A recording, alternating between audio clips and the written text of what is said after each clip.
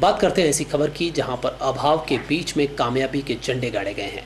जी हां, राज्य सरकार ने बुधवार को राजस्थान न्यायिक सेवा परीक्षा की वेटिंग लिस्ट जारी कर दी। इसमें उदयपुर की बेटी सोनल शर्मा चयनित हुई है। सामान्य परिवार में 4 भाई बहनों में से एक सोनल शर्मा के पिता डेयरी चलाते हैं। इस बेटी ने कामयाबी से ये साबित कर दिया है कि अभाव में भी पलकर सपनों को साकार कैसे किया जाता है। सोनल के पिता परिवार के लालन पोषण के लिए घर घर जाकर दूध बेचते हैं। राजस्थान न्यायिक सेवा परीक्षा में पास हुई सोनल ने बताया कि उनके घर में एक तबेला है जिसमें गायों की देखभाल से लेकर पूरे घर का काम वो करती आई है और इसके साथ भी अपनी पढ़ाई भी करती रही है। हर काम में परिवार के साथ हाथ बढ़ाती रही। तबेले में गायों के गोबर लेने से लेकर घास फूस और बांटा खिलाने का काम भी वह समय पर करती रही। और उसी बीच सोनल ने कहा कि उसने पूरे कार्य करने के साथ कभी अपनी पढ़ाई के साथ कॉम्प्रोमाइज़ नहीं किया। गायों के बीच रहकर देर रात तक वो तबेले में ही पढ़ाई करती थी। इस कामयाबी पर सोनल के पिता और परिवार के लोग बहुत खुश हैं। सोनल ने सुगाड़ा विश्वविद्यालय के दीक्षांत समारोह में भी 3 गोल्ड मेडल हासिल किए हैं। सोनल की 2 बहनें और 1 भाई है। वह सभी भी पढ़ाई में होशियार है। इरादा बना लिया ऊंची उड़ान का तो देखना फिजूल है कद आसमान का। ये लाइन बहुत प्रासंगिक लगती है जब हम एक सामान्य परिवार से आई हुई सोनल शर्मा से मिलते हैं। सोनल शर्मा ने हाल ही में जज का एग्ज़ाम क्वालिफाई किया है, वो भी अच्छे अंकों के साथ। तो सोनल, सबसे पहले आपको बहुत बहुत बधाई इतने बड़े अचीवमेंट के लिए। तो ऐसी क्या चीज़ें हैं जो आपको इसमें प्रेरित करती हैं? क्या आपका शेड्यूल रहा था?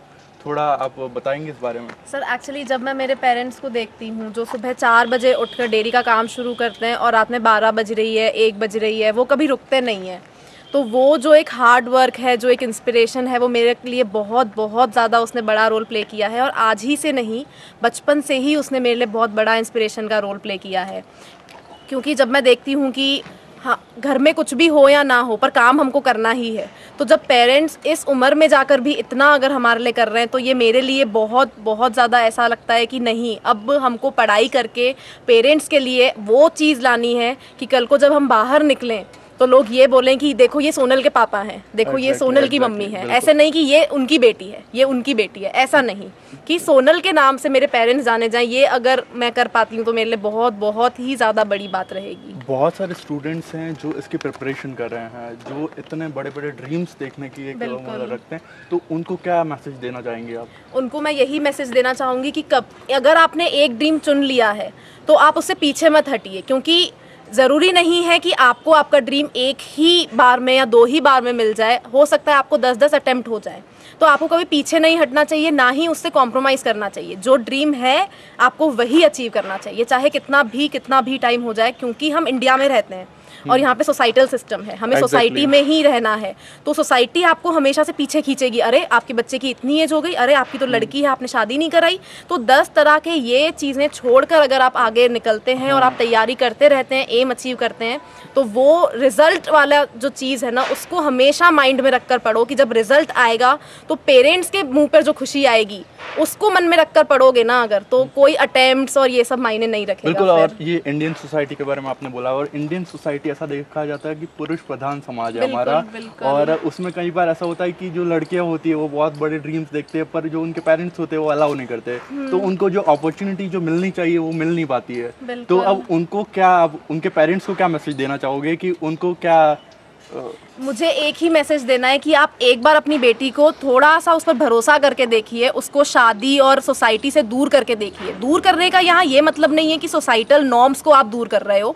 दूर करने का ये मतलब है कि सोसाइटी जो आपको बार बार प्रेशर डाल रही है कि अरे आपकी बेटी है, उसका ध्यान रखो, उसको कहीं जाने मत दो, उसका ये देखो वो देखो, ये सब छोड़कर अगर आप उसको पढ़ाई की तरफ ज़्यादा अगर आप उसको रुझान अगर आप जगाते हैं तो वो, मुझे पता है, मैं आपको गारंटी के साथ कह सकती हूँ एक लड़के से ज़्यादा अच्छा रिजल्ट देगी। आप कोई भी, अब जैसे जैसे हम बढ़ रहे हैं आगे, अगर आप देखेंगे तो आप खुद ये देखेंगे कोई भी एग्ज़ाम हो, कोई भी किसी भी लेवल का एग्ज़ाम हो, उसमें लड़कियां ज़्यादा ही अब जो है वो उनका परसेंटेज बढ़ता जा रहा है। उसका रीज़न है धीरे धीरे हमारे नॉर्म्स चेंज हो रहे हैं। हर पेरेंट, हर एक फैमिली अब लड़कियों को ज़्यादा एजुकेट कर रही है, हर चीज़ में आगे बढ़ रही है। तो मुझे लगता है कि अब हमें इन जो छोटी मोटी ये जो रूढ़िवादी सोच होती है ना, इसको बदलना है और लड़कियों को ज़्यादा से ज़्यादा चांसेस देने हैं। Exactly ma'am. और ऐसा देखा जाता है कि जो जुडिशरी सिस्टम है वो काफ़ी डिले होता है और कई बार, तो उसके रिगार्डिंग आपके अंदर क्या, मतलब आपने जज का एग्ज़ाम क्वालिफाई किया है, तो क्या ऐसे चेंजेस है जो आपने सोच रखा है कि मैं इम्प्लीमेंट करूँगी? मुझे बस यही है कि अगर मैंने अगर कोई देखा है कि वो कोई गरीब इंसान है और वो वाकई में उसको ज़रूरत है, तो उसको न्याय मुझे देना है। मुझे ऐसा नहीं करना है कि मैं बड़ी बड़ी बातें करूं कि मुझे इंडिया डेवलप करना है या मुझे ये करना है, मुझे नहीं।